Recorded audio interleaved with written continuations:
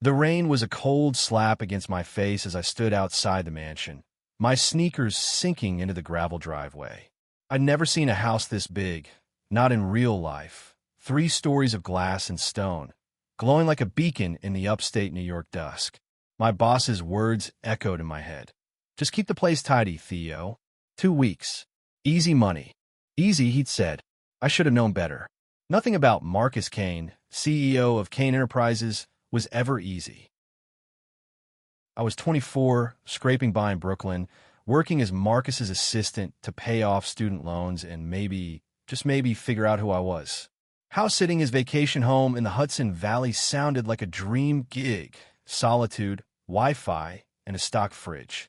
I wasn't prepared for the man who stepped out of the black Mercedes that pulled up just as I unlocked the front door. "Evening," he called, his voice deep, carrying over the rain like it owned the storm. He was tall, silver hair catching the porch light, his tailored coat doing little to hide the strength in his frame. Early 60s, maybe, but he moved like he was still breaking hearts at 30. His eyes, sharp gray, unreadable, locked onto mine, and I froze, key still in hand. "You must be Theo," he said, stepping closer. "I'm Elias Kane, Marcus's father." My stomach dropped. Marcus hadn't mentioned anyone else coming. I fumbled for words, rain dripping down my neck. Sir, I wasn't told." "Relax," he said, a faint smile tugging at his lips. "I'm not here to make trouble.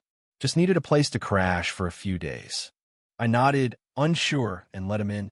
The foyer was all marble and chandeliers, the kind of place that made you feel small. Elias set his bag down, his presence filling the space like he'd built it himself. I couldn't shake the feeling that I'd just let a lion into the house I was supposed to guard. That first night, I barely slept. The guest room was bigger than my apartment, but every creak of the old house had me on edge.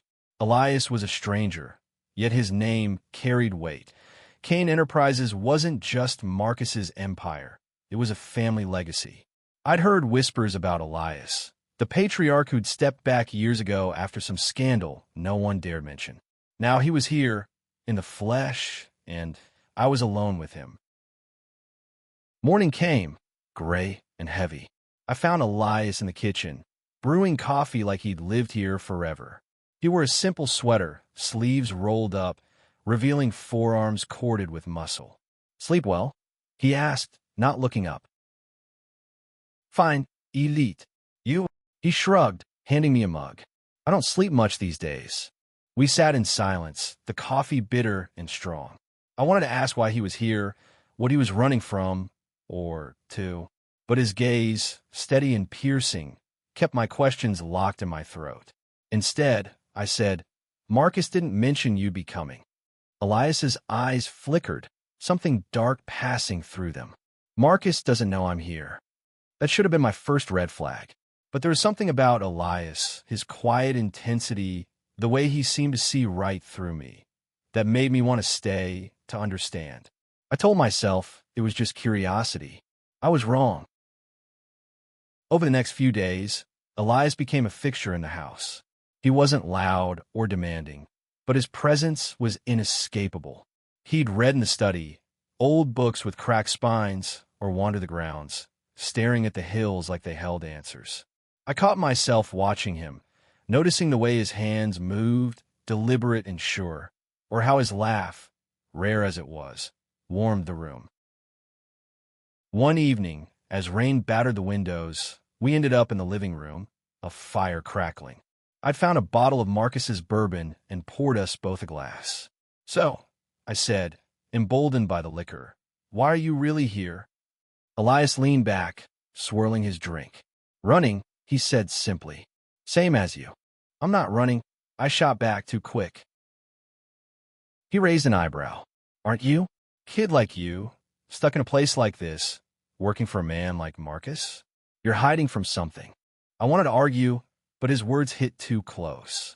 I've been dodging questions my whole life, about who I was, who I loved, what I wanted. Growing up in a small town, I'd learned to keep my head down, to bury the part of me that didn't fit.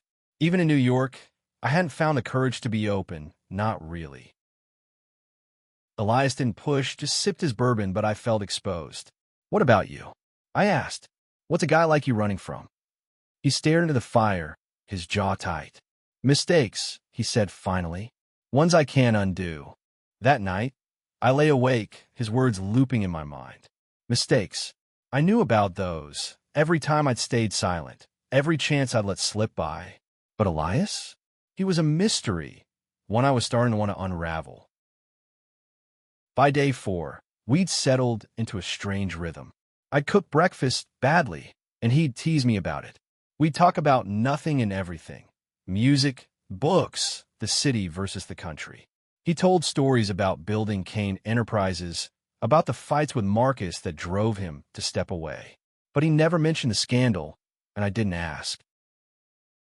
Then, one afternoon, everything changed. I was in the study, sorting through Marcus's endless emails, when Elias walked in, holding an old photo album. Found this in the attic, he said, setting it on the desk. The cover was worn, the pages yellowed. He flipped it open, revealing a younger Elias, smiling, vibrant, arm around a man I didn't recognize. Who's that? I asked, leaning closer. Elias's face softened, a rare vulnerability. James, he said, my partner. Long time ago. The word partner hit me like a punch. I'd never heard Elias mention a relationship, let alone this. My heart raced, a mix of shock and something else, hope. Maybe. What happened to him? I asked, voice barely above a whisper. Elias closed the album, his expression unreadable. Life, he said, and me. He walked out, leaving me with the album and 1,000 questions. I didn't open it, not then. But I couldn't stop thinking about James, about Elias, about the way his voice had cracked when he said partner. For the first time, I saw him not as Marcus's father, not as some untouchable legend, but as a man who'd loved and lost. That night, I found him on the back porch, staring at the stars. The air was crisp, the kind of cold that sharpened your senses. I sat beside him, our shoulders close but not touching. You loved him, I said, not a question. Elias nodded, eyes on the sky. More than anything. I wanted to ask more, but the weight of his words stopped me. Instead, I said, I've never let myself love like that. He turned to me, his gaze softer now. Why not? I swallowed, my throat tight. Scared, I guess. Of what it means. Of what people think. Elias was quiet for a long time. Then he said, don't wait as long as I did, Theo. Fear's a thief. His words stayed with me, heavy and true. I didn't know it then, but that moment was the beginning of trust, of truth, of something neither of us was ready for. The days blurred together, each one pulling me deeper into Elias's orbit. The mansion, once cold and intimidating, started to feel like a cocoon, shielding us from the outside world. But with every conversation, every shared glance, the air between us grew heavier, charged with something unspoken. I started noticing things about Elias I hadn't before. The way his fingers lingered on the edge of a book, the faint scar above his left eyebrow, the way his laugh could make my chest ache. I told myself it was nothing, just the isolation playing tricks on me. But deep down I knew better. I was falling for him, and it terrified me. One morning, I found him in the garage, tinkering with an old motorcycle. Grease streaked his hands, and his sweater was pushed up to his elbows. Didn't peg you for a mechanic, I said, leaning against the doorframe. He glanced up, a smirk tugging at his lips. There's a lot you don't know about me, Theo. I stepped closer, the smell of oil and metal mixing with the crisp autumn air. Like what? He wiped his hands on a rag, his eyes meeting mine. Like how I used to ride this thing across the country. Just me, the road, and James. There was again James. His name hung between us, a ghost I couldn't ignore. Tell me about him, I said, surprising myself. Elias hesitated, then set the rag down. He was everything.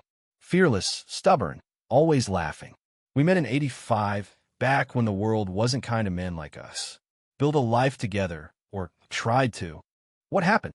I asked, my voice soft. Elias's jaw tightened. I let fear win. Hid who I was to protect the company, the family name. James wanted more. Wanted us to be open, to live without shame. I couldn't do it. Not then. The pain in his voice cut through me. I wanted to reach out to touch his arm, but I didn't. Instead, I said, I get it. Hiding, I mean. I've done it my whole life.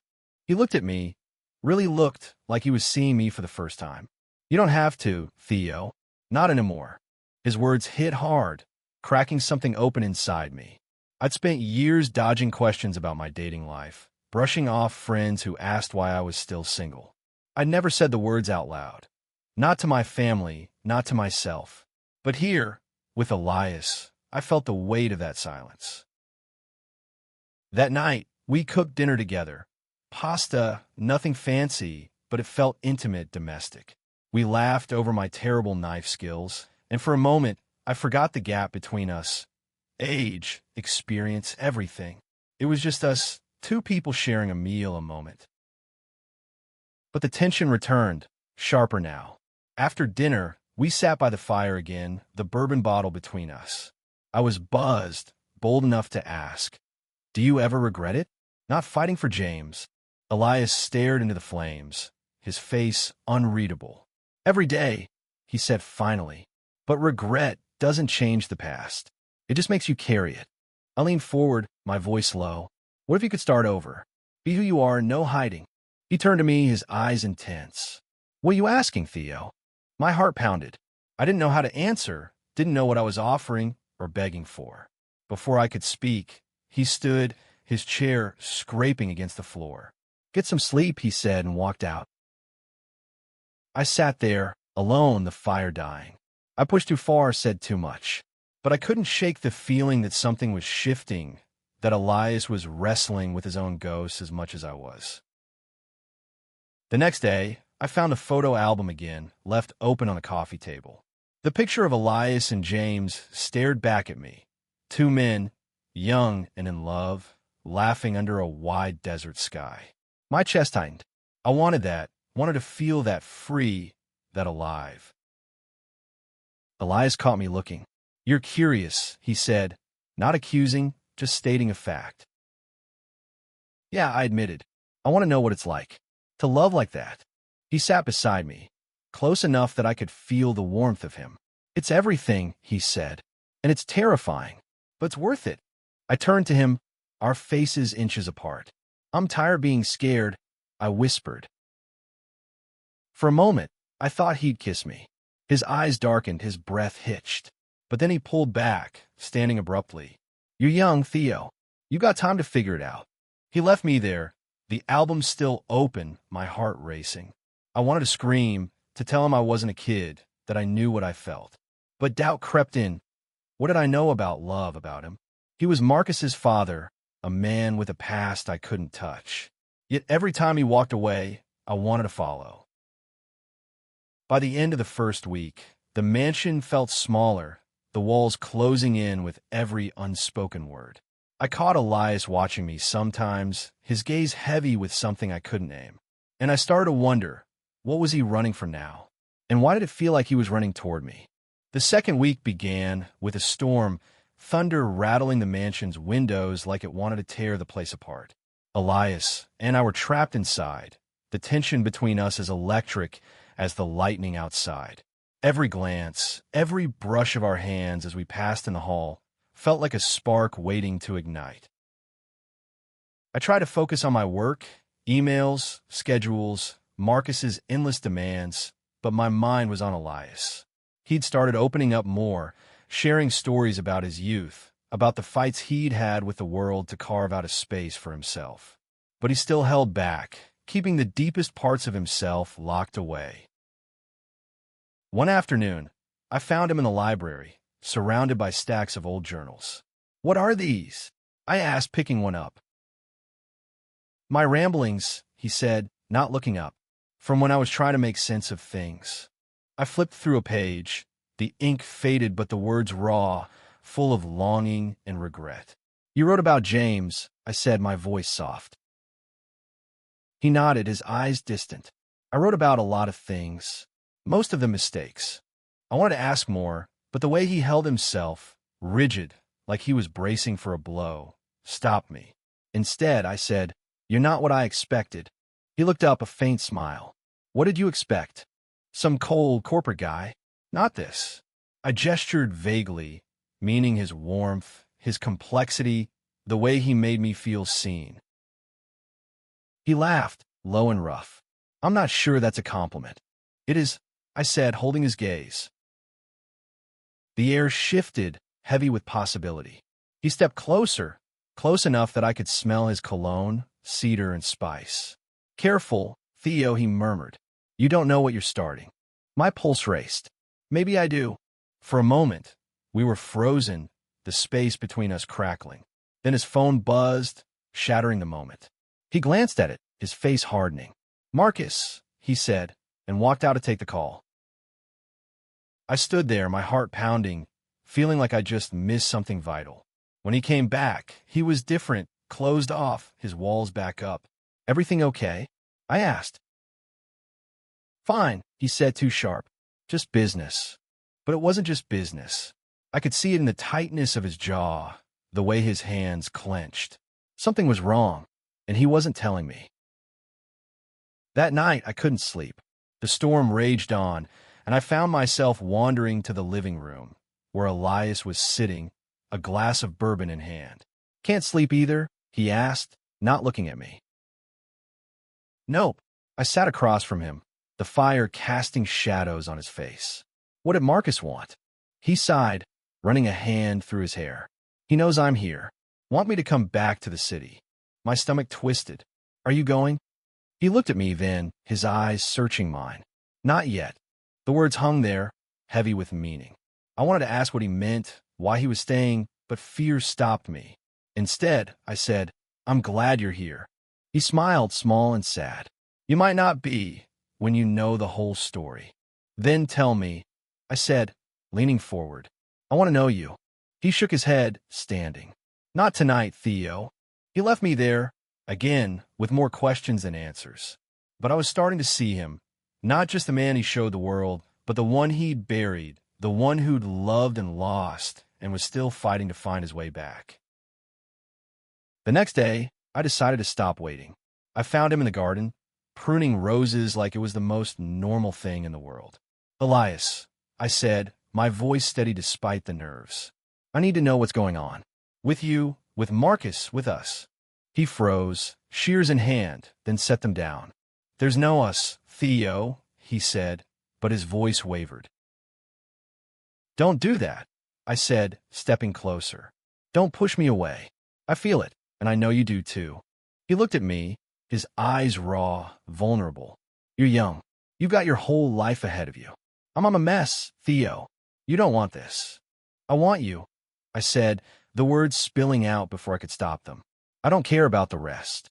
For a moment, he didn't move. Then he stepped forward, his hand brushing my cheek, his touch electric. "You're going to break my heart," he whispered. Before I could respond, he kissed me. It was slow, tentative, then deepening, like he was pouring years of longing into it.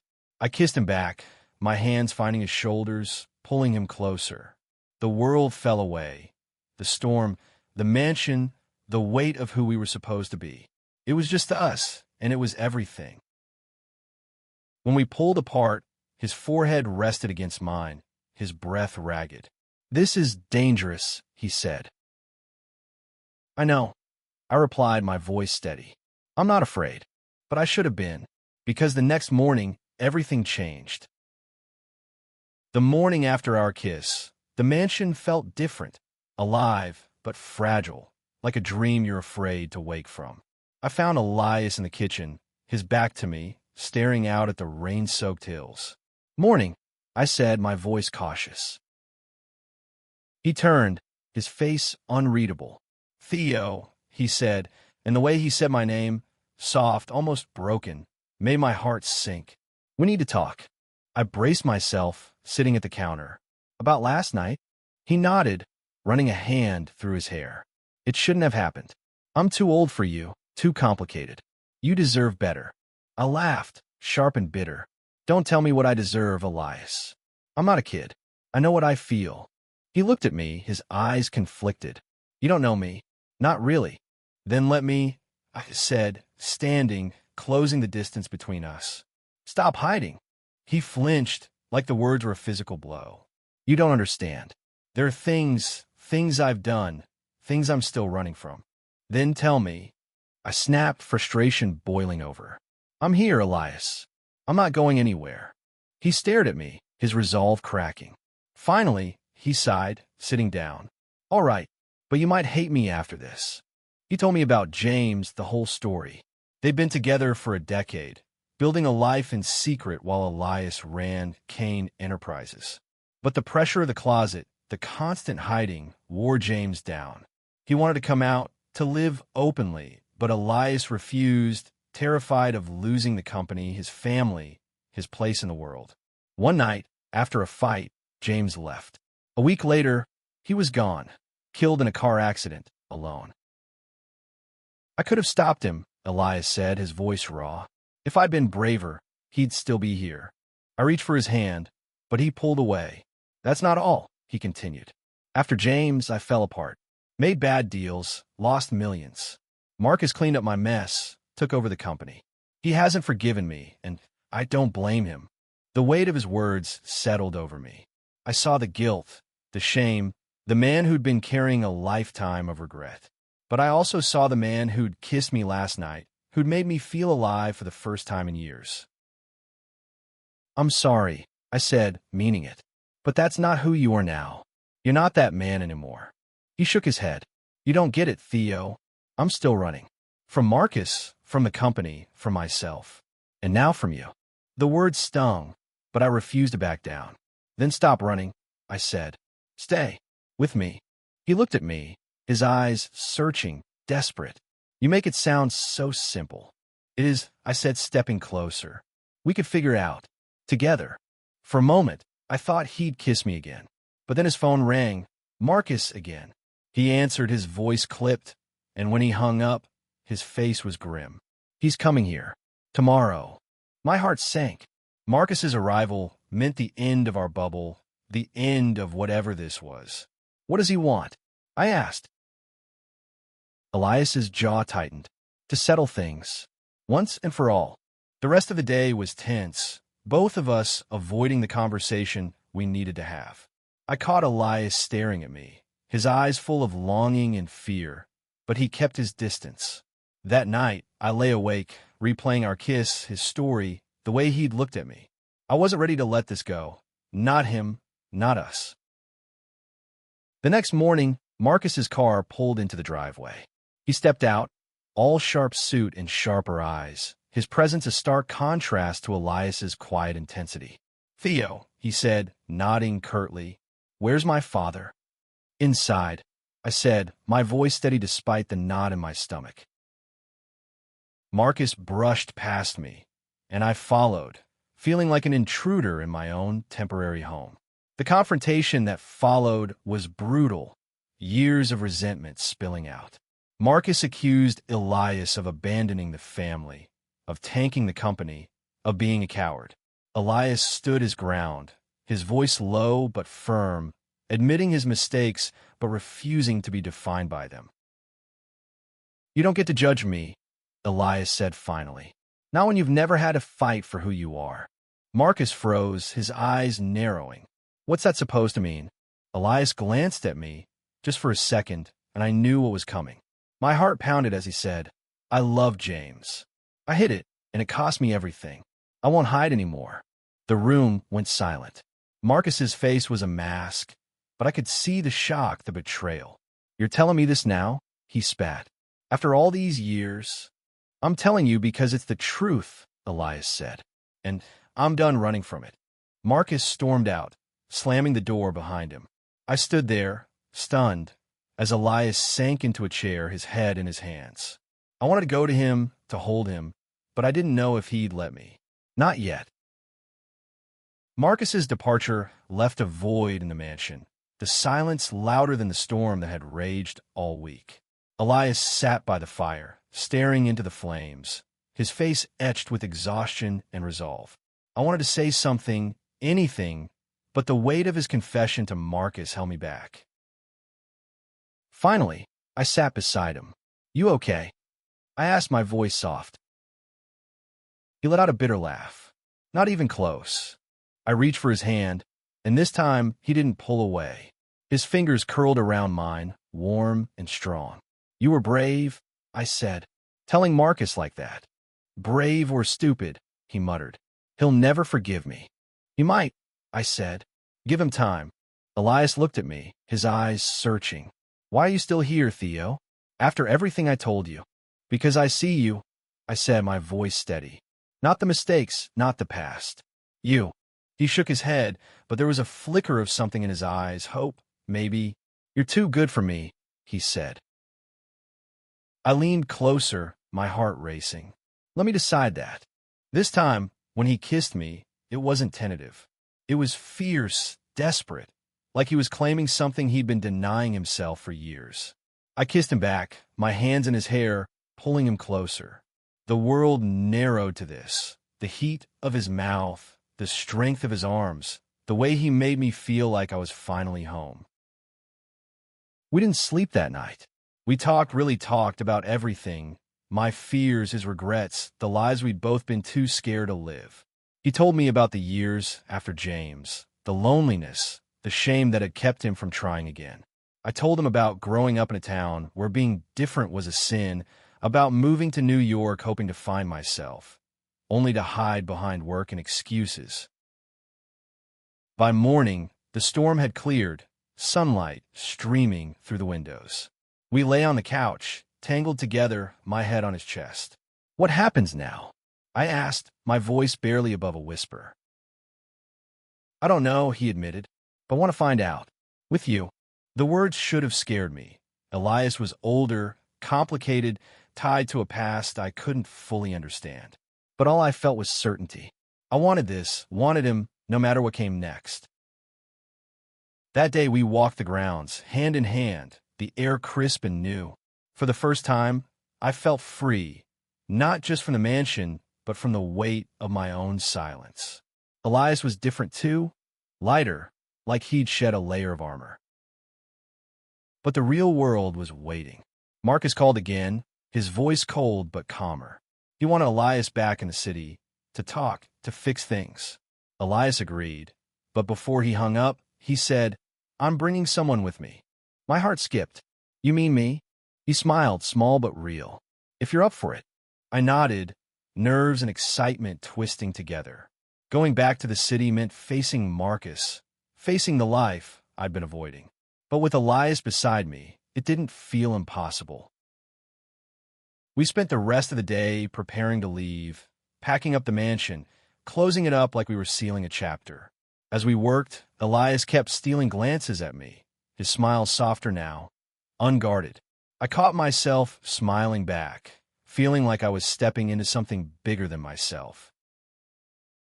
That night, we made love for the first time. It was slow, deliberate, every touch a promise. Afterward, we lay in the dark, his arms around me, and I realized I wasn't afraid anymore. Not of him, not of myself, not of the world. The next morning, we drove to the city, the Hudson Valley fading behind us. Elias's hand rested on mine, steady and sure. I didn't know what waited for us, Marcus, the company, the future, but for the first time, I felt ready to face it. New York City hit us like a wave. Noise, lights, the relentless pulse of life. Elias's apartment in Manhattan was sleek, modern, a far cry from the mansion's warmth. But with him beside me, it didn't matter. We were together, and that felt like enough. Marcus was waiting at a coffee shop downtown, his face a storm cloud. I sat beside Elias, my knee brushing his under the table, a silent anchor. "So," Marcus said, his voice clipped, "this is happening?" Elias met his son's gaze, unflinching. "Yes." Marcus's eyes flicked to me, sharp and assessing. "You're his assistant, Theo. You know how this looks."